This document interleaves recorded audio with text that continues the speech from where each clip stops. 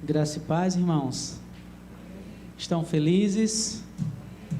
Todo ser que respira, Deus seja louvado. Abra sua Bíblia, por gentileza, Atos capítulo 15.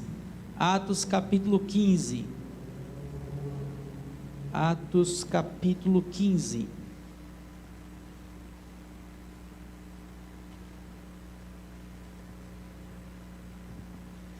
Como todos sabem, a nossa igreja preza pela pregação expositiva.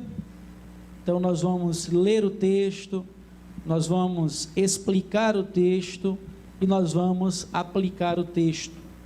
A mensagem, ela nunca será minha, ela nunca será de nenhum pastor. A mensagem, ela tem que ser bíblica, e o pastor, assim como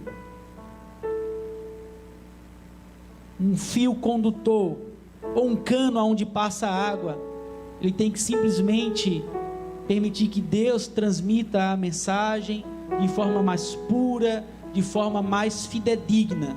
Então, o meu desejo é que Deus me ajude a não atrapalhar a mensagem bíblica, porque quando nós incluímos os nossos desejos aqui dentro, quando nós incluímos as nossas necessidades aqui dentro, a gente extrai para a igreja aquilo que não está aqui dentro. O oposto de exegese, o prefixo ex de extrair, é o ex, é incluir, exegese, é você colocar o que não está ali dentro. Então a minha responsabilidade é simplesmente ler o texto e extraí-lo para você. E você precisa minimamente aqui na igreja ou na sua casa permanecer com a sua Bíblia aberta para ver se o que eu estou falando está na Bíblia ou não. Esses últimos dias eu tenho buscado assistir outras mensagens, já falei isso para os irmãos, e eu fico às vezes muito preocupado como muitos pastores e pregadores conseguem extrair coisas do texto que não está lá. Esses dias eu recebi um vídeo. Obrigado, Lúcia.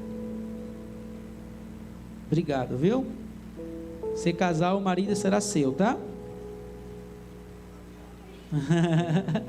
Pelo menos um disse amém, viu, Lúcia?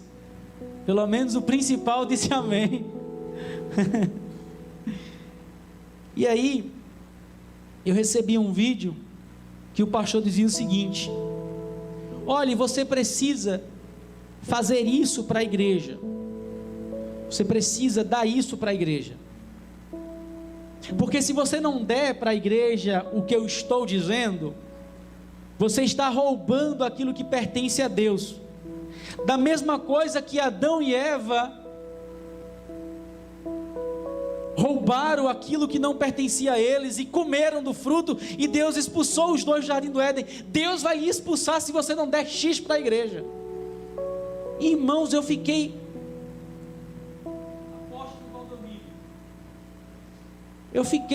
meu Deus, que é isso? Onde foi que ele achou isso na Bíblia, pelo amor de Deus? Então, irmãos, estamos sim vivendo uma campanha, mas nós devemos fazer dentro das nossas condições, devemos ter pé no chão. Todos aqui têm família, todos aqui têm um lar para sustentar, e esta causa, irmãos, não nos pertence, amém? Pertence a Deus. E Ele vai mover o coração, Ele vai fazer. No final de tudo, Ele vai deixar digital dele dizendo: fui eu que fiz, amém? E eu me preocupo muito com a exposição bíblica. Então, por gentileza, abra sua Bíblia, capítulo 15. Eu quero ler com vocês alguns versos. Mas deixa eu situar vocês aqui no texto. A igreja de Jesus aqui em Atos, a cada capítulo cresce, amém, irmãos? Desde o capítulo 1 até o capítulo 15, a igreja só vem crescendo. E vocês que estão acompanhando as exposições, estão percebendo o quão poderosa é a palavra de Deus, o quão poderosa é a propagação deste evangelho. E aqui, irmãos, os gentios, eles começam a a ser alcançados de uma forma mais contundente. Claro, nós temos lá no capítulo 11, a descida do Espírito Santo, a evidência da conversão dos gentios lá, né? Mas aqui em especial, começa a haver um burburinho, uma discussão acerca dos gentios que estavam se convertendo. Irmãos, a igreja estava alegre. Leia aí comigo o versículo 3, capítulo 15, verso 3. Enviados, pois, até certo ponto, acompanhados pela igreja, atravessaram as províncias da Fenícia e Samaria, e narrando a conversão dos gentios, causaram grande o que, irmãos? A igreja estava feliz porque os gentios estavam se convertendo, não ao judaísmo, a uma religião, mas ao cristianismo, ao Cristo vivo. Então a alegria estava, contagiante ali na igreja. Os judeus, os gentios, Deus estava convertendo um monte de gente. E de repente sempre tem que se levantar o filho do inimigo, né? Quando a igreja está bem, está crescendo, o negócio está de vento em popa, parece que o inimigo fica insatisfeito e levanta um ou outro, né? E de repente no versículo 1, leia aí comigo por gentileza, alguns indivíduos, interessante que o autor não fala nem o nome, né? Alguns indivíduos que desceram da Judéia, ensinavam aos irmãos: se não vos circuncidardes, segundo o costume de Moisés, não podeis ser salvos. Os gentios ouviram a palavra da salvação, eles se renderam ao evangelho, estavam todos felizes, porque a comunidade cristã estava crescendo. Aí veio um grupo de religiosos, e esse grupo diz o seguinte: olha, está errado, vocês não são crentes não. Que conversa é essa? Vocês não são convertidos não, vocês não vão para o céu. Basicamente é o que ele está dizendo: vocês precisam circuncidar. Ah, irmãos, aqui, irmãos, deixa eu primeiro falar desses indivíduos. Alguns indivíduos, era o partido da circuncisão. Os teólogos defendem que é o mesmo público que se levantou contra Pedro no capítulo 11, quando Pedro vai lá, prega o evangelho, o gentio se converte, e todo o capítulo 11 é a defesa de Pedro. Abram aí capítulo 11, por favor, de Atos, capítulo 11. Olha, igreja bíblica é assim, ó, você escuta as folhas, está vendo? Coisa linda. Aqui é a defesa de Pedro. Estão reclamando com Pedro, porque Pedro pregou o evangelho, porque entrou na casa de um gentio, porque comeu com ele. Os versículos 1, 2 e 3. Chegou ao conhecimento dos apóstolos e dos irmãos que estavam na Judéia, que também os gentios haviam recebido a palavra de Deus. Quando Pedro subiu a Jerusalém, os que eram da circuncisão, o mesmo grupo, o arguiram dizendo: entraste em casa de homens incircuncisos e comeste com eles. Então Pedro passou a fazer-lhes uma exposição por ordem, dizendo: aqui está bom. Esse mesmo grupo que se levantou aqui no capítulo 11 contra Pedro, dizendo: por que você entrou na casa de um homem que não era judeu? E por que você pregou o evangelho para ele? Os teólogos defendem que é o mesmo grupo aqui do capítulo 15. É um grupo que permanecia o tempo todo se levantando contra o crescimento da igreja, se levantando o tempo todo contra a obra missionária, porque Paulo aqui está prestes a iniciar sua segunda viagem missionária e ainda tem oposição, ainda tem gente se levantando e reclamando e achando ruim. Irmãos, esses indivíduos aqui são crentes judeus que se preocupavam com os ritos, com as leis cerimoniais. E olha o que eles estavam ensinando: para ser salvo é preciso fazer o que, irmãos? Conforme o ensinamento destes indivíduos aqui. O que é que eles diziam? Vocês não são crentes, vocês gentios que não são judeus, vocês incircuncisos. A circuncisão todo mundo sabe, né? Uma mini cirurgia no prepúcio do homem. Todo macho, quando nascia no 8º dia, na época, foi uma aliança feita com Abraão, precisava fazer essa cirurgia para demonstrar uma aliança com Deus e para identificar que era um povo diferente do outro, um judeu. E aí o povo queria continuar com esta cultura, atribuindo coisas externas à salvação. E o que é que eles ensinavam? Se não vos circuncidades, o que, irmãos? Segundo o que? O costume de Moisés, não podeis ser o quê? Eles estavam adicionando elementos externos para a salvação. Eu agora quero dar uma pincelada aqui, olhar um pouquinho para o passado, não muito distante. Os irmãos vão lembrar do que eu estou dizendo. Quem aqui lembra que ter uma TV em casa era sinônimo de ser o diabo? Eu lembro. Eu não sei se nas igrejas batistas aqui de Alagoas, mas meu pai, minha mãe, meus avós, eles comentavam, ter uma televisão em casa era negócio do diabo, não podia.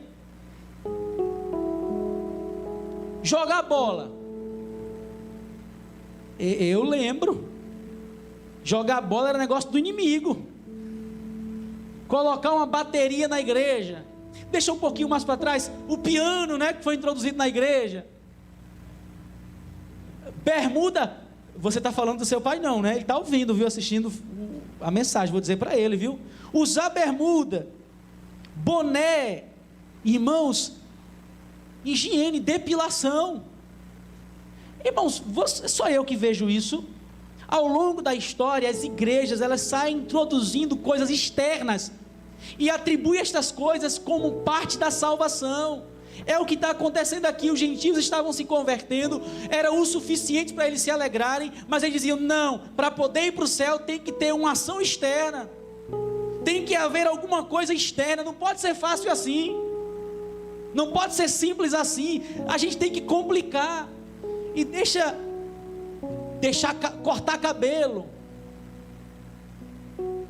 maquiagem, brinco. Gente, claro que hoje, século 21, a igreja não enfrenta mais essas dificuldades, mas a igreja enfrentou muito isso ao longo da história. Deixa eu ir um pouquinho mais para o passado. Os sacramentos que a igreja católica apostólica romana até hoje usa: batismo, crisma, eucaristia, penitências, unção dos enfermos, ordem, matrimônio, são coisas externas que a igreja atribui à salvação. Sem estas coisas o homem não pode ser salvo. Ou melhor, para que a obra da salvação se concretize, as pessoas precisam cumprir isso aqui. A mesma coisa, a ideia do passado tinha que se circuncidar, senão não era salvo. Quem lembra aqui, que eu não quero ofender a religião de ninguém, algumas religiões chegam a dizer que se não guardar o sábado, a pessoa vai para o inferno. O princípio do sábado existe, gente, é o Shabá, é o descanso, mas a salvação não depende disso. A salvação não depende se eu corto o cabelo, se eu não corto o cabelo, se eu fiz a cirurgia, não depende de nada externo. Nada que eu faça vai acrescentar na minha salvação, nem na sua salvação. Amém, irmãos? Nada. Isso é gostoso demais saber. Mas os homens aqui estavam insatisfeitos e eles queriam acrescentar algo na salvação. E me parece que não era uma cultura só do passado. Ao longo da história, a igreja insiste em introduzir algumas coisas externas para a salvação. Eu não vou ler, mas lá em Gálatas capítulo 3, não precisa abrir a Bíblia, tá? Por favor. Paulo vai repreender severamente. Ó Gálatas insensatos. Versículo 2, Gálatas 3. Não precisa abrir não. Quero apenas saber isto de vós: recebeste o Espírito pelas obras da lei ou pela pregação da fé do Evangelho? Paulo está dizendo: vocês se preocupam em cumprir os ritos religiosos, vocês estão preocupados na circuncisão, no modo de vestir, no modo de falar, e esquecem que a salvação ultrapassa qualquer rito religioso. A salvação é dada de graça, ninguém merece, não há nada que eu faça, Ele me deu salvação sem eu merecer, e isso é glória para Ele. Mas lamentavelmente a igreja insiste. Irmãos, deixa eu ler alguns textos aqui com você, textos que falam diretamente sobre salvação. Quem lembra no capítulo 16 de Atos, quando o carcereiro ali percebe que as grades foram abertas, né? Que as correntes foram quebradas, e ele meio que querendo cometer suicídio, porque estava com medo, porque os apóstolos estavam soltos. E Atos capítulo 16, versículo 30. Atos 16, 30, acharam? Depois, trazendo-os para fora, disse: Senhores, o que devo fazer para que seja salvo? Versículo 31, qual é a resposta? Responderam-lhe: crer no Senhor Jesus e serás salvo, tu e a tua casa. Para poder ser salvo, basta só crer em Jesus, mais nada. Gente, vamos parar de adicionar à salvação coisas que Deus nunca adicionou. Deus nunca disse: crê em Jesus e faça mais isso, crê em Jesus e ande assim, crê em Jesus e corte o cabelo, crê em Jesus e raspe a cabeça. Não, para ser salvo é só crer, mais nada.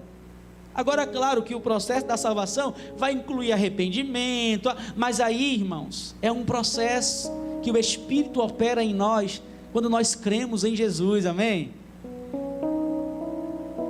Então, irmãos, o que acontece aqui é simples. O princípio básico da salvação estavam tentando deturpar. Não, para ser salvo tem que ser circuncidado, senão não é salvo não, tem que fazer alguma coisa. Marcos capítulo 16, verso 16. Marcos 16, 16. Estou empolgado, né, Aline? Falando ligeirinho. Eu vou desacelerar, tá? Tá dando? Aí quando eu falo de salvação, eu me empolgo, daqui a pouco eu choro. É porque eu vejo que eu não fiz nada para ser salvo, amigo. Nada, nada, nada, nadinha. Como dizia a vovó, neca de pitibiriba. Atos 16, eu já esqueci. 16, 16. O povo já sabia o texto, eu já tinha esquecido. Quando eu achar, eu leio, viu, irmãos? O capítulo 16 sumiu aqui. Achei. Quem crer e for batizado, quem porém apenas não crê, quem não crê, meu amigo, para ser salvo é só crer em Jesus, mais nada. Não precisa adicionar absolutamente nada. Quem lembra de Nicodemos, capítulo 3 de João? Abra aí, por favor. Quem lembra? Capítulo 3.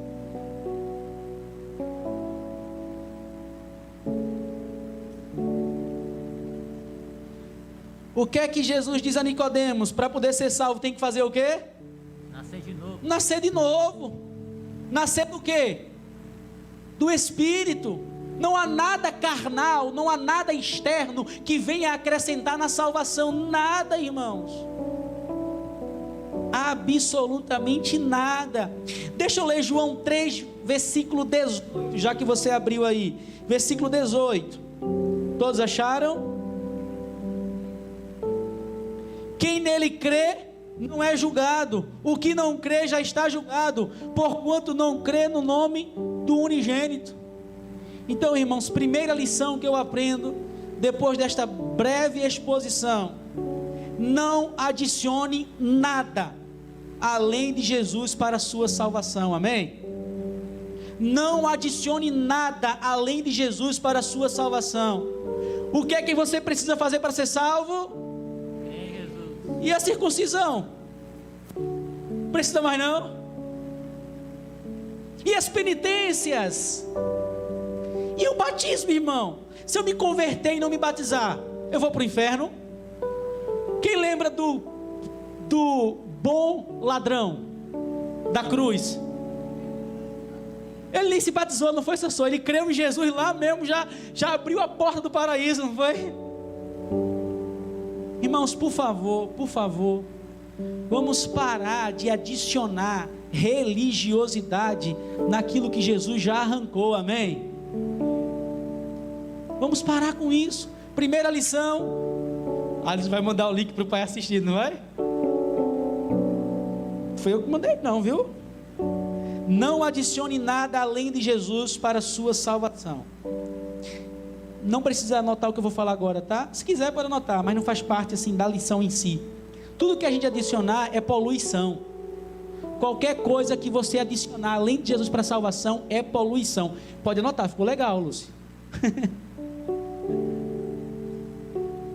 Vocês sabiam, irmãos? Olhem aqui para mim com muito carinho. Nós somos uma igreja batista, uma igreja tradicional, conveniada à Convenção Batista Brasileira, que temos a palavra de Deus como única regra de fé e prática. Vocês sabiam que tem irmãos da nossa denominação que saem das suas casas e vêm para a igreja porque eles querem a salvação?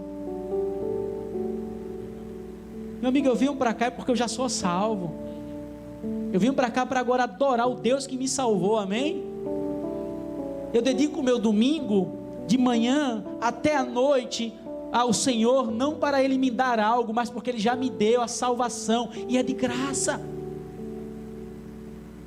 Vocês sabiam que tem um monte de igrejas por aí, que adicionam, olha, para ser salvo tem que fazer isso, e se você pecar, perde a salvação. Vocês sabiam disso? Que tem um monte de crente que acredita que a salvação se perde. Está assim, ó, de crente, pode fazer uma pesquisa. Está aí um desafio para a juventude, ano que vem, fazer um censo, quantidade de pessoas que acham que a salvação se perde, ou então que acham que é por merecimento, eu tenho que fazer alguma coisa. Então, irmãos, eu quero ir para a segunda lição, para não me prolongar muito. Qual foi a primeira? Não adicione nada além de Jesus para a sua... O que é que eles queriam adicionar aqui? A circuncisão, o costume do passado. Não, acabou. Leiam agora comigo, irmãos, os versículos 6 a 9. Vamos extrair a segunda lição, já. Os versículos 6 a 9 de Atos. Todos acharam? Atos 15, 6 a 9.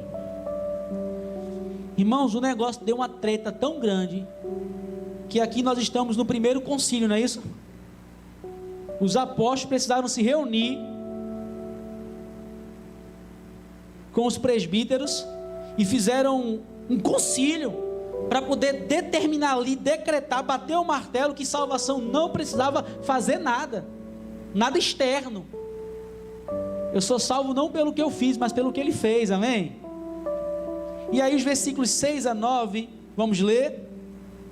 Então se reuniram os apóstolos e os presbíteros para examinar a questão. Qual questão? Se para ser salvo precisaria circuncidar ou não, a questão é essa.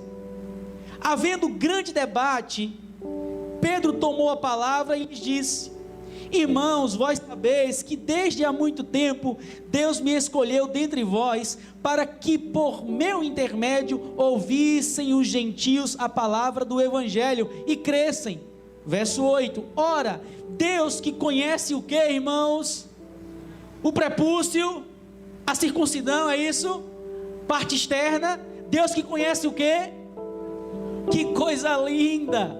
Enquanto a religiosidade está preocupada com o externo, o cristianismo está preocupado com o que é interno, com o coração. Quem lembra quando Deus foi escolher Davi a rei? Quem lembra? Davi olhou o que? A aparência de Davi. Deus olhou o que? A aparência de Davi. A altura dele. Olhou o que, irmãos? Misericórdia. Ainda bem que tem uma crente aqui na igreja. Obrigado, Jane. Ufa, deu um medo. É 1 e 2 Samuel 17. Está aí, viu, Samuel?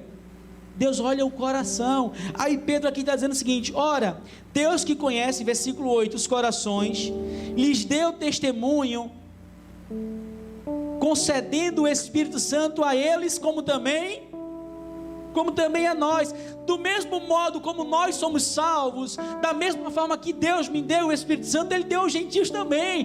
Parem com isso de baboseira. Parem de querer incluir coisas que Deus não incluiu na salvação.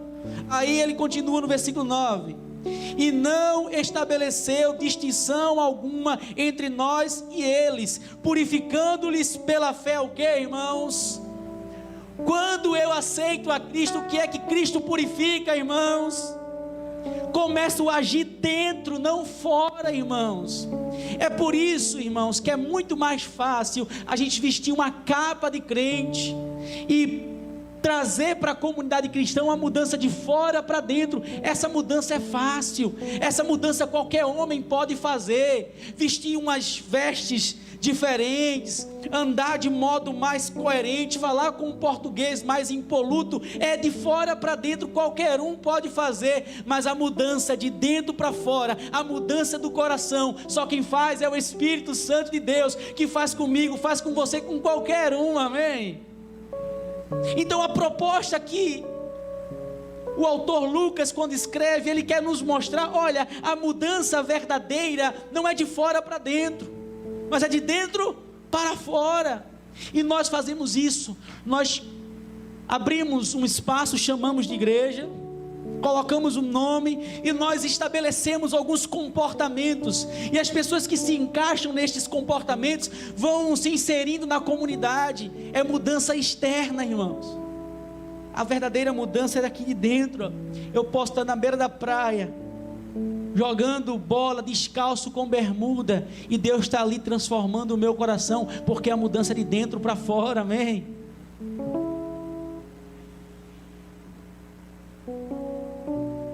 Deixa eu dar alguns exemplos a vocês. A gente trabalhou vários anos num projeto Cristolândia, vocês sabem disso. E a gente recebia lá, pastor Cleverton, o cara todo tatuado, o cara tinha cara de mal, a bermuda mais ou menos aqui, ó, e andava todo, sabe o que a gente chama galeroso, né? Lá em Recife é galeroso. A gente tinha duas escolhas, pastor Cleverton. A primeira, mandar ele mudar o comportamento e ele se adequar ao projeto e não sair transformado aqui o coração. E outra, deixar ele com aquele comportamento e focar no que era importante: a pregação do evangelho, o discipulado. Interessante.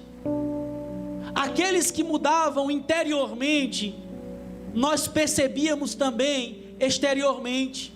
A mudança era perceptível. Ele não queria mais falar gíria, ele não queria mais fazer o que fazia no passado. A mudança era natural, não para ser salvo, mas porque Deus já havia selado aquele coração. Quando nós vamos pregar numa cultura, o pastor Cleverton vai pregar fora do país, eu creio, amém, Lana? É questão de tempo, as fronteiras vão abrir, Jesus. Se não abrir, a porta do caminhão está aberta. Amém, irmãos? Aí, eu vou, já vou para vocês. Pastor Jailson contou esse testemunho, que o missionário foi pregar numa tribo indígena, e quando ele foi pregar, ele passava lá vários dias pregando, e quando ele chegou para pregar no culto, as mulheres todas com a parte de cima descoberta, né? Aí ele ficou constrangido, a cultura brasileira, né? Meu Deus, como é que eu vou ficar pregando as mulheres com a parte de cima? Não dá não para mim não. O que é que ele fez? Providenciou rapidamente um monte de camisa, contou a quantidade de mulheres e ele deu para cada uma as camisas. Olha, no culto que vem pode vestir as camisas, não tem problema. Para surpresa desse missionário, o pastor Jailson contando, quando ele voltou, as mulheres todas com as camisas, mas cortaram justamente aqui, porque era sinônimo de desonra cobrir os seios.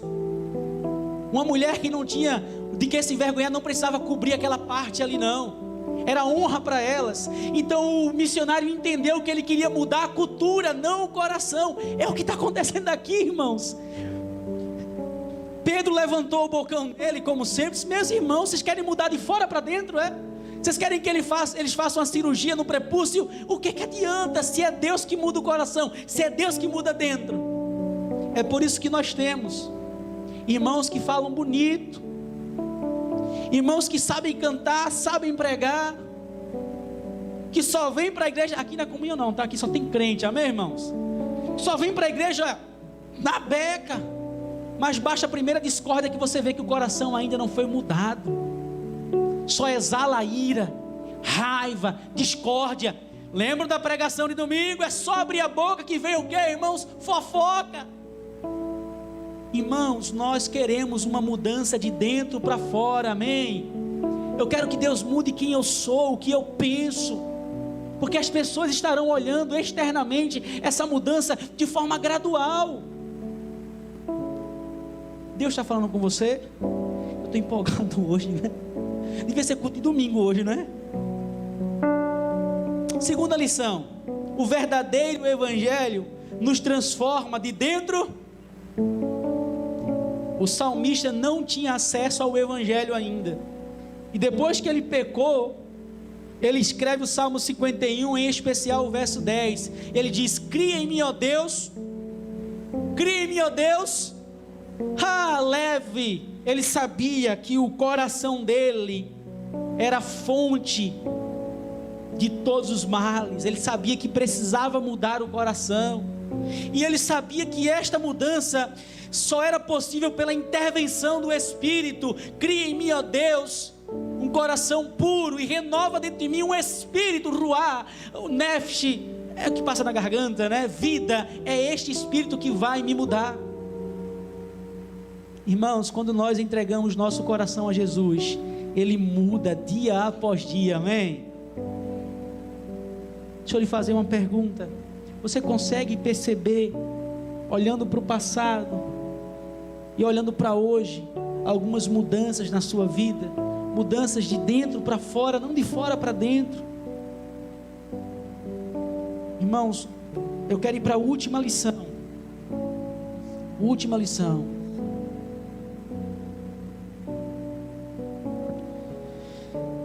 Duas lições até agora, vocês lembram? Qual é a primeira lição? Não adicione nada além de Jesus para ser salvo. O que é que eu faço? Só crê e observa. Segunda lição: o verdadeiro evangelho nos transforma de fora para dentro, é? Ufa, ainda bem que a irmã Malu ouviu. O verdadeiro evangelho nos muda de fora para dentro, é? De dentro para fora. É por isso que passa anos e mais anos, o irmão entra pela porta e sai do mesmo jeito, porque não permite a mudança interna. Eu acho que alguém chamado Paulo disse que aqueles que estão em Cristo são novas criaturas. As coisas velhas já passaram, eis que tudo se faz novo. O evangelho é mudança de vida, mudança de mente. O verbo metanoel, metanoia. E não vos conformeis com este século, mas transformai-vos pela renovação da vossa mente.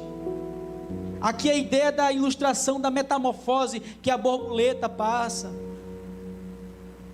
Não estou dizendo que ninguém vai sair daqui voando igual a borboleta não, viu? Por favor. Terceira lição, irmãos, os versículos 10 e 11. Agora, pois, por que tentais a Deus, pondo sobre a cerviz dos discípulos um jugo que nem nossos pais puderam suportar, nem nós? Mas cremos que fomos salvos pela graça do nosso Senhor e Salvador Jesus Cristo, como também aqueles foram, amém? Pedro aqui está finalizando, e daqui a pouco passa a palavra para Tiago. O que é que Pedro aqui está dizendo? Meus irmãos, parem de colocar peso nos gentios, parem de pedir para que eles adotem um comportamento do judaísmo, dizendo que se eles não fizerem isso, eles não serão salvos. Parem com isso, porque nada externo ajuda na salvação, nada disso. Deixa eu ilustrar aqui. A Rafaela está acordando 5h30 da manhã. Já disse ela que não é de Deus esse negócio não. Acordar de 5 da manhã para correr. E ela faz, bora. Eu digo, não, Deus o tenha, pode ir, minha irmã, fique à vontade, vou nada. Aí a gente combinou agora, né? Benjamin está lá com o presente que Deus nos deu, gente. Ah, Senhor Jesus. Aí ela disse, agora vamos correr no final da tarde. Irmãos, no primeiro quilômetro já estava chorando, dizendo, ei, tem como parar? Ela, não, são 7. Eu disse, 7? Eu cheguei no segundo, irmão, já estava pedindo que Jesus voltasse. No terceiro, já tinha certeza que ele tinha voltado já. Se ele voltou, eu estou só flutuando aqui. Eu consegui correr os 7, mas disse a ela que era a primeira e última vez na minha vida. A partir de amanhã eu corro só 2 e está bom demais, estou feliz da vida. Imagina se a Rafaela chega para mim, sabendo que eu não suporto correr os 7 km. Bote agora 5 quilos na sua perna direita e mais 5 na esquerda e tente correr os mesmos 7. É basicamente o que estão fazendo aqui, pegando peso, religiosidade e colocando nas costas dos gentios e dizendo, vão agora, caminha a trajetória cristã agora com esse peso de religiosidade, com os ritos, com as vestes, com o modo de sentar, com o modo de comer, com a etiqueta da religiosidade. Vá. Aí Pedro diz, meus irmãos, a gente não aguenta isso. Eles vão aguentar. Parem com isso. Terceira lição, irmãos, que eu aprendo.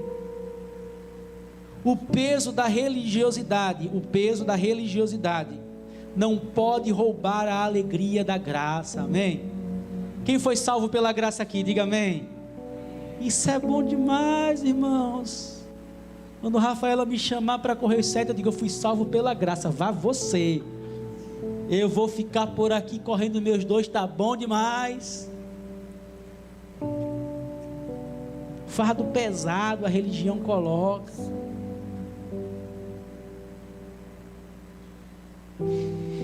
Pense numa linha teológica que eu me agrado.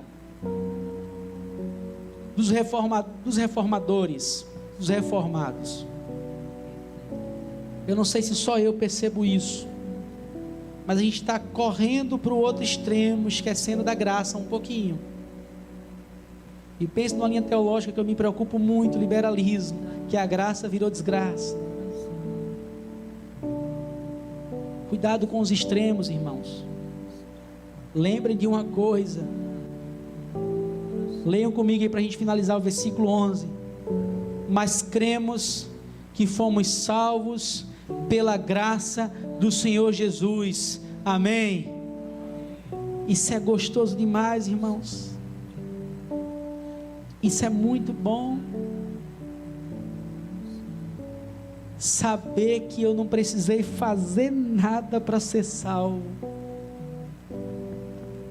Quem lembra aqui, lá em Gênesis, quando Adão e Eva, quando ambos pecaram, e Deus disse, lá em Gênesis 3,15, olha, vocês serão expulsos do jardim do Éden, mas eu vou preparar um Salvador, da semente da mulher, do fruto, do ventre da mulher, vem um que vai esmagar a cabeça da serpente, esse é Jesus. Adão e Eva, eles não precisaram dizer, Deus, e agora? Arruma um jeito aí para a gente ser salvo.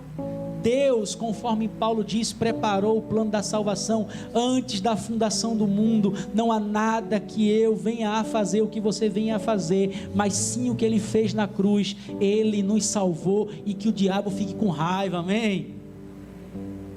E quando eu peco, nós temos um advogado que é fiel e justo para nos perdoar, para limpar todos os nossos pecados, amém, irmãos? Todas as vezes que eu peco, irmãos, hoje eu não pequei ainda, né? Essa é a segunda vez com a mentira que eu estou contando agora. Todas as vezes que eu peco, eu recorro à graça. Senhor, eu sei que eu fui salvo pela graça, eu não quero me acostumar com o pecado. Eu não quero fazer da graça uma desgraça. Já que eu sou salvo pela graça, então agora eu vou pecar bem muito, então nem salvo eu fui. O salvo não pensa assim.